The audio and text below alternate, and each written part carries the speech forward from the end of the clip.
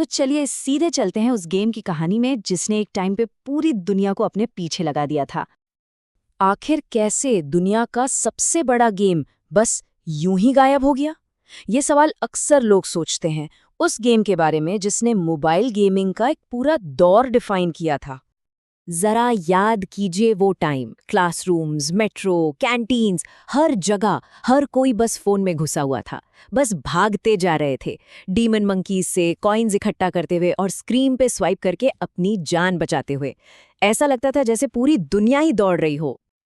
तो शुरुआत करते हैं।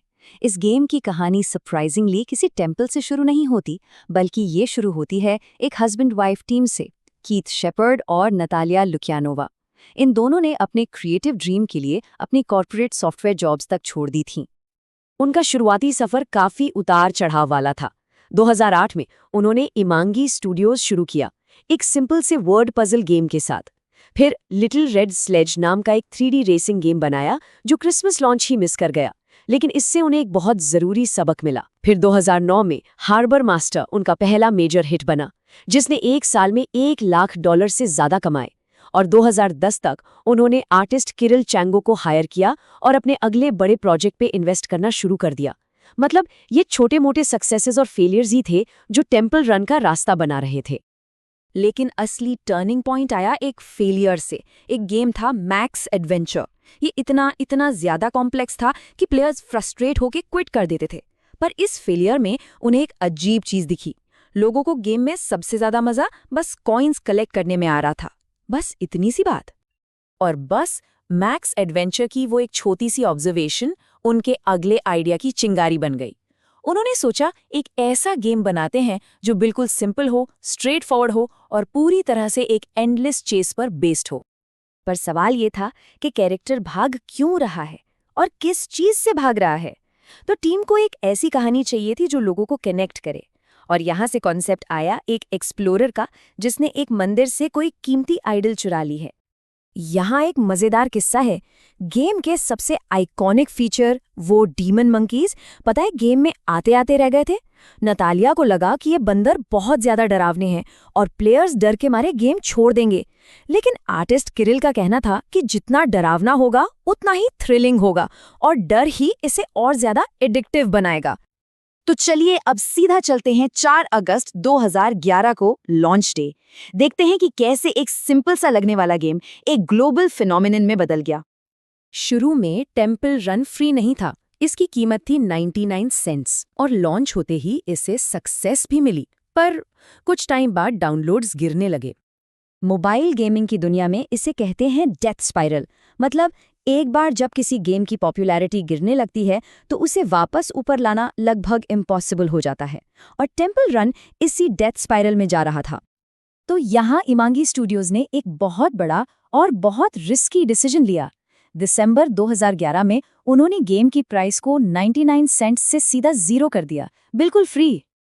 और इसका असर इंस्टेंटेनियस, एक्सप्लोसिव। गेम को फ्री करते ही कुछ ही हफ्तों के अंदर टेम्पल रन दुनिया भर में नंबर 1 फ्री iOS ऐप बन गया। रातों रात आसमान छू लिया। इसके ग्रोथ का स्केल सोचिए जरा। अगस्त 2012 तक, मतलब लॉन्च के ठीक 1 साल बाद, इसके डाउनलोड्स 100 मिलियन यानी 10 करोड़ तक पहुंच गए थे 1 साल में।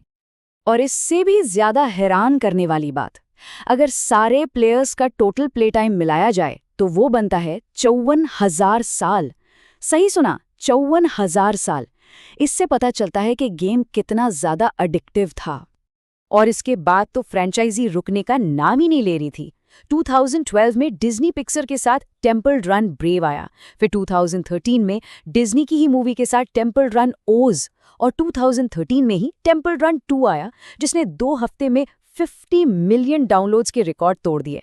यहाँ तक कि दुनिया के सबसे तेज इंसान उसेन बोल्ट को भी गेम में एक प्लेएबल कैरेक्टर बना दिया गया। सोच के देखिए। लेकिन कहते हैं ना, जो चीज ऊपर जाती है वो नीचे भी आती है। हर बड़े एम्पायर की तरह पीक के बाद डिक्लाइन का वक्त भी आता है। प्रॉब्लम ये थी कि कोर गेम प्ले लूप वही था, भागो, मुड़ो, कूदो, मरो और रिपीट करो। धीरे धीरे प्लेयर्स इस चीज से बोर होने लगे। उन्हें कुछ नया चाहिए था, नए मिशंस, ज्यादा वैरायटी। और तभी 2012 में मार्केट में एक नया कंपेटिटर आ गया, सबवे सर्फर्स। टेम्पल रन जहां डार्क और एंशिएंट जंगल वाली फील देता था, सबवे सर्फर्स उससे बिल्कुल अलग, ब्राइट, वाइब्रेंट और शहरी था। टेम्पल रन का वाइब टेंस्ड और अकेलेपन वाला था, तो सबवे सर्फर्स एनर्जेटिक, कूल और सोशल फील देता था। और सबसे बड़ा फर्क, अपडेट्स। जहां टेम्पल रन में अपडेट्स काम आते थे, सबवे सर्फर्स हर महीने वर्ल्ड टूर के नाम पर नए शहर ले आता था। इसके पीछे कई कारण थे। एक तो एमांगे स्टूडियोज ने जानबूझकर अपनी टीम छोटी रखी, जिसकी वजह से वो ज्यादा अपडेट्स नहीं दे पाते थे।